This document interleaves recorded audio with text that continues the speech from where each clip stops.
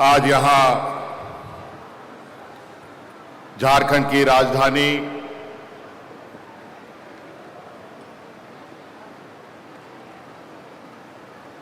इस वीर भूमि की राजधानी रांची के ऐतिहासिक मोरहाबादी मैदान में आयोजित 2 दिवसीय जनजातीय महोत्सव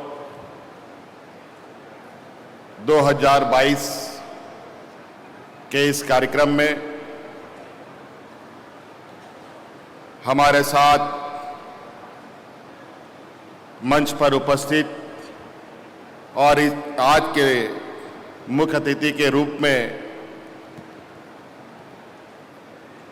हमारे बीच आए हुए छत्तीसगढ़ के मुख्यमंत्री आदरणीय भूपेश बघेल जी, यहां उपस्थित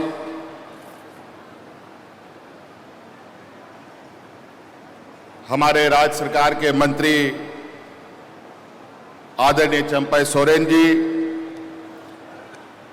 मंत्री झारखंड सरकार आदरणीय जोबा मांझी जी, झारखंड सरकार के मंत्री भाई बन्ना गुप्ता जी, झारखंड सरकार के मंत्री मिथिलेश ठाकुर जी,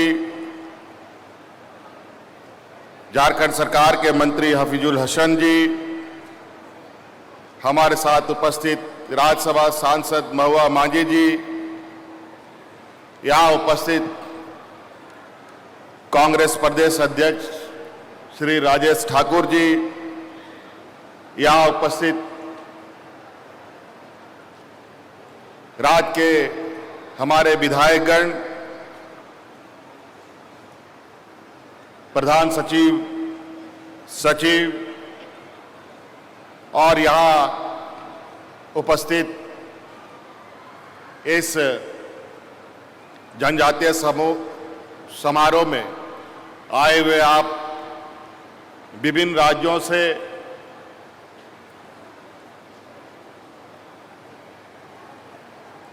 आप सभी कलाकार भाइयों, विभिन्न क्षेत्रों के अभी आप सब लोग विद्वान साथियों, पत्रकार मित्रों, आप सभी को मेरी ओर से इस कार्यक्रम में आप सबका स्वागत करते हुए मैं आपको अपनी ओर से जोहार करता हूं।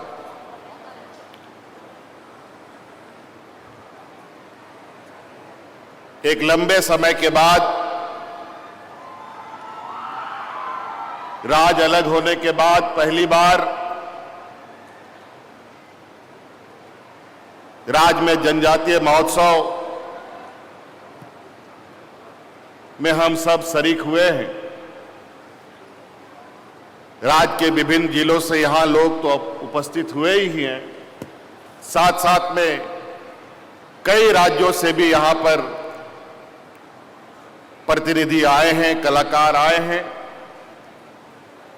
और इस कार्यक्रम को सफल बनाने में अपनी भूमिका अदा कर रहे हैं।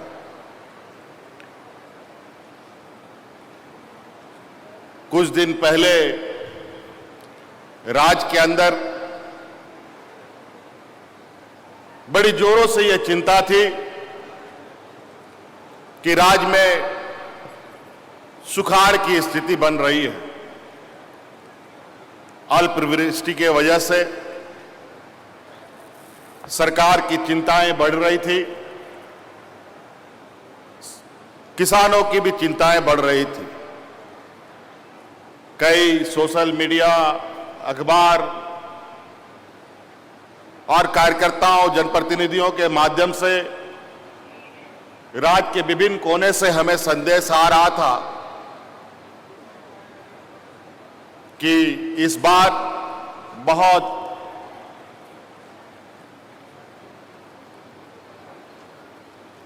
जो आने वाला समय है बहुत भयावह होने वाला है यहाँ के किसानों के लिए, यहाँ के मजदूरों के लिए और एक बहुत बड़ी चुनौती सरकार के लिए भी खड़े होने जा रही है और वो चुनौती था सुखाड़ का।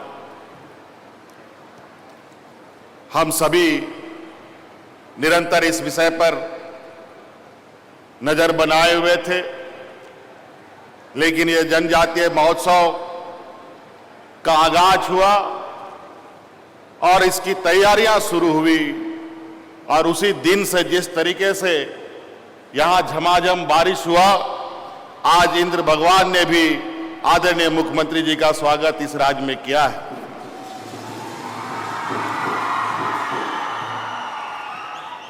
और इस बारिश में भी यहां उपस्थित आप सबों की को देखकर मुझे लगता है, पहले तो चिंताएं भी थी, पता नहीं ये कार्यक्रम सफल होगा कि नहीं होगा, और मैं आप लोगों को बहुत बहुत धन्यवाद आभार प्रकट करूंगा कि आज इस जनजातीय समूह को जो आप लोगों ने ताकत दिया है और जो आशीर्वाद आपसे मिला है, यह जनजाति महोत्सव का और इस राज्य के लिए एक नई पहल जो हम लोगों ने शुरू किया है, वो कभी रुक ना पाए, निरंतर चलता रहे और आपका आशीर्वाद इसको मिलता रहे। बातें बहुत कुछ है, लेकिन आज कल भी हमने मन से अपनी बातों को रखा है।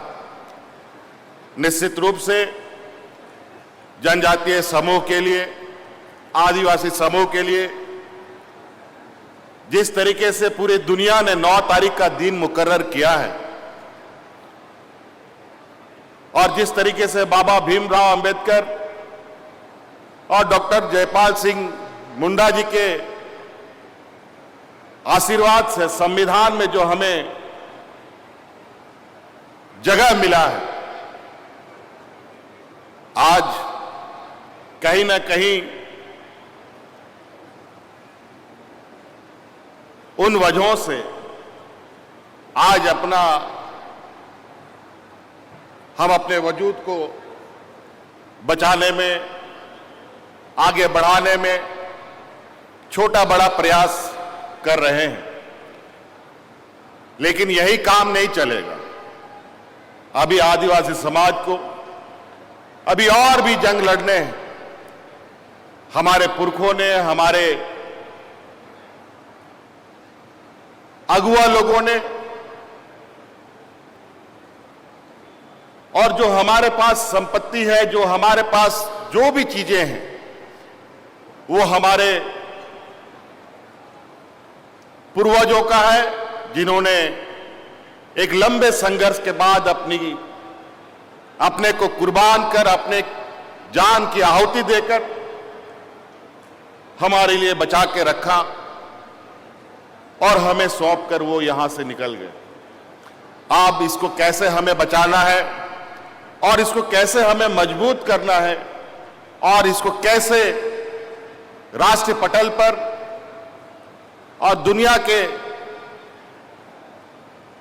लोगों तक कैसे हम अपनी पहचान बनाएं, इसके लिए हमें हर व्यक्ति को इस विषय पर चिंतन करने की आवश्यकता है। आज बतौर सरकार के रूप में आज हमने कई योजनाएं इस राज्य के लोगों के लिए चालू किए हैं और इसमें सिर्फ जनजातीय समूह ही नहीं बल्कि सभी वर्गों को इसका लाभ मिलेगा। मैं विशेष रूप से हम अपने आदिवासी समूह से कहना चाहेंगे, आप लोग भी आगे बढ़े, सरकार की योजनाओं का लाभ लें, चाहे वो शिक्षा के क्षेत्र में हो, चाहे स्वरोजगार के क्षेत्र में हो, चाहे नौकरी पेशा के क्षेत्र में हो। हर क्षेत्र के लिए हम लोगों ने आपके लिए दरवाजे खोल रखे हैं। बस आपको आगे बढ़ने की आवश्यकता है, आपको थोड़ा मेहनत करने की आवश्यकता है। आज आपने देखा हमारा ये जो राज्य है, जंगल, पहाड़, नदी, नालों से भरा हुआ ये राज्य है। कई लोग पहाड़ के ऊपर, नदी के किनारे, गड़ा डोड़ा में लोग रहता है, जहां सरकार की ना कभी आवाज जाती थी, ना सरकार की कभी योजना जाता था,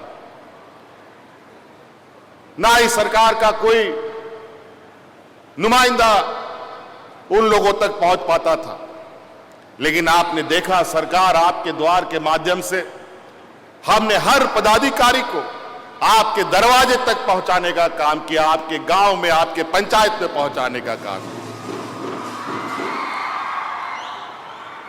आज इस राज्य में चाहे वो बूढ़ा बुजुर्ग हो, चाहे विधवा महिला हो, चाहे विकलांग व्यक्ति हो, चाहे एकल महिला हो, सभी लोगों को ये देश का पहला ये राज है जहां हर पेंशन सार्वजनिक रूप से दिया जा रहा है।